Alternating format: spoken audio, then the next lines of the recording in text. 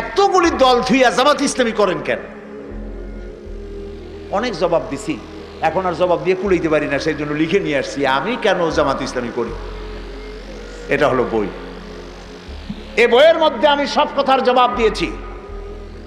বাংলাদেশে একজন ব্যক্তি বলে বেড়ান জামাত ইসলামী কোনো ইসলামী দল না, এই কথা একটা লোকে বলে। পৃথিবীতে আর কোনো মায়ের সন্তান নয় এই রকমের বেয়াদবিপূর্ণ ধৃষ্টতাপূর্ণ কথা আর বলতে পারে একটা মানুষ নাই।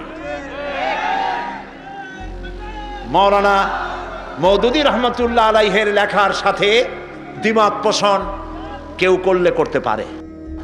যে বেশি কথা বলে দুই একটা কথা ভুল হয়েও যেতে পারে, যিনি বেশি লেখেন দুই একটা গলত হয়ে যেতেই পারে। মাওলানা মওদুদী তিনি কোনো মাযহাবের ইমাম নন, তিনি কোনো ফকিহ নন, তিনি ইসলামিক মুফাক্কির ইসলাম মুজাদ্দিদ ছিলেন। আলহামদুলিল্লাহ বললেন। লেখায় ভুল হতে পারে, আপনি দ্বিমত করেন, কিন্তু জামাত ইসলামী ইসলামী দল নয় এই কথা যিনি বলেছেন, কিয়ামতের দিন আল্লাহর দরবারে দেখা হবে আমাদের ইনশাআল্লাহ। সেদিন আপনার পজিশন কি হয় আমরা দেখব। আমি ওই সব কথার জবাব দিয়েছি। এখানে দাড়ি সম্পর্কে কথা হয়, টুপি সম্পর্কে, সাহাবীদের ব্যাপারে, নবীদের ব্যাপারে, খেলাফত ও মুলুকিয়াতের ব্যাপারে আমি আমার বক্তব্য এখানে কোরআন হাদিসের দলিল দিয়ে তুলে ধরেছি।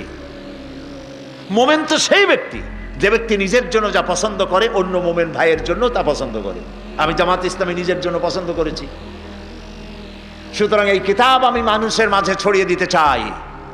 যারা জামাত ইসলামী করেন তারাও কিনবেন, আর যারা করেন না তারাও নিবেন।